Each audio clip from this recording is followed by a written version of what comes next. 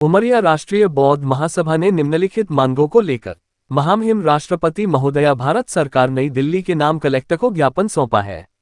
जहां ज्ञापनकर्ताओं ने बताया कि आज राष्ट्रीय बौद्ध महासभा जिला इकाई के द्वारा ज्ञापन सौंपा गया है एवं ज्ञापन के माध्यम से हमारी मांग है कि माता सावित्री बाई फुले को भारत रत्न की उपाधि से सम्मानित करने एवं सार्वजनिक हित में राष्ट्रीय बौद्ध महासभा की 5 सूत्रीय मांगों को पूरा किया जाए। राष्ट्रीय बौद्ध महासभा एक पंजीकृत मानवतावादी विचारधारा पर आधारित राष्ट्रीय संगठन है। महासभा की सार्वजनिक हित में 5 महत्वपूर्ण मांगे हैं, जहां महाबोधि महाविहार का प्रबंध पुण्यतीय बौद्धों को सौंपा जाए, राष्ट्रमाता सावित्री बाई फुले को भारत रत्न की उपाधि से सम्मानित किया जाए एवं बौद्धों के लिए पसंद बनाया जाए, पाली भाषा को संविधान की 8वीं सूची में सम्मिलित किया जाए, राष्ट्रमाता सावित्री बाई फुले, राष्ट्रपिता महात्मा ज्योतिबा फुले एवं माता फातिमा शेख के जीवन संघर्ष को पाठ्यक्रम में सम्मिलित किया जाए। राष्ट्रीय बौद्ध महासभा, देखिए आज हम लोग ने राष्ट्रीय बौद्ध महासभा की तरफ से हम लोगों ने आज ज्ञापन सौंप दिया है राष्ट्रपति महोदय के नाम पे। हमारी 5 सूत्रीय जो मांगे हैं, जो पहली मांग है कि जो हमारा महाबोधि महाविहार बिहार में स्थित है बोध गया में, उसको बौद्धों से मुक्त कराना है। वहाँ का जो प्रबंधन है बौद्धों के हाथ में है ना, उसको मुक्त करा के हम चाह रहे हैं कि बहुत पूरी तरह बौद्धों के हाथों में आए। उसको मैनेजमेंट जो 9 सदस्य होते हैं, सभी 9 सदस्य बौद्ध ही हो, जो अभी तक मनुवादी में ब्राह्मण लोग वहाँ कब्जा करके रखा हुआ है। और दूसरी मांग हमारी है कि आज सावित्रीबाई फुले जो जगत माता हमारी राष्ट्रमाता हैं, उनको भारत रत्न दिलवाने के लिए हमने एक प्रयास कर रहे हैं कि जो भारत की प्रथम महिला शिक्षिका हैं, जो अंग्रेज़ों के ज़माने में पूरी महिलाओं के लिए आगे बढ़ के शिक्षा के लिए काम किया है, उनको अभी तक सम्मानित नहीं किया गया है सरकार की तरफ से। तो हम केंद्र सरकार से मांग करते हैं कि उनको सम्मानित करके उनको भारत रत्न प्रदान किया जाए। और इसके अलावा जो बौद्धों का पाली भाषा है, बौद्धों की जो पाली भाषा है, उसको अनुसूची 8 में शामिल कराने के लिए हमारी एक मांग है। और चौथी हमारी मांग है कि बौद्धों के लिए एक पर्सनल लॉ बनाया जाए।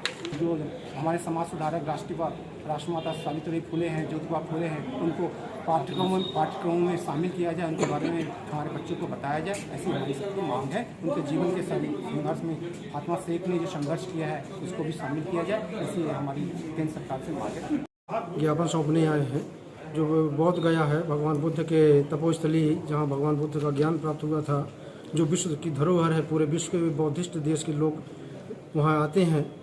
वो स्थल जो है कुछ गैर बौद्धों के हाथों में से चलाया जा रहा है, उसका संचालन हो रहा है, जिससे वहाँ का रख रखाव ठीक ठाक से नहीं हो पा रहा है और न वहाँ की व्यवस्था ढंग से चल रही है।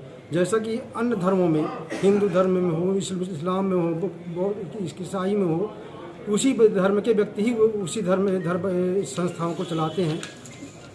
उसी तरह हमारा जो बौद्ध गया है, वो बौद्ध गया को बौद्धिस्टों के हाथों सौंपा जाए, जिससे ढंग से रख रखाव हो सके और वहाँ जो आने वाले बौद्धिस्ट अनुयायी हैं, बौद्ध विचारधारा को मानने वाले देश विदेश से लोग आते हैं, उन्हें मतलब सही दर्शन हो सके। राष्ट्रीय बौद्ध महासभा के तत्वाधान में और प्रेमदास मंजू जी जिला अध्यक्ष राष्ट्रीय जिला बौद्ध महासभा उमरिया के नेतृत्व में 5 सूत्रीय मांगों को लेकर के ज्ञापन सौंप रहे हैं। जिसमें महामहिम राष्ट्रपति महोदय जी से ये मांग है कि बोध गया महाविहार जो है, उसमें गैर बौद्धों का जो कब्जा है और गैर बौद्धों का जो वहाँ पे संस्कार कर्म किए जा रहे हैं, उनसे मुक्त कराकर उसका प्रबंधन पूरी तरह से जो है बौद्ध लोगों को सौंपा जाए। सुर्फ मंजू सिंह बौद्ध, जिला अध्यक्ष राष्ट्रीय बौद्ध महासभा, सभी संतों महागुरुओं को नमन करते हुए आज हम राष्ट्रीय बौद्ध महासभा के माध्यम से माननीय राष्ट्रपति महोदय को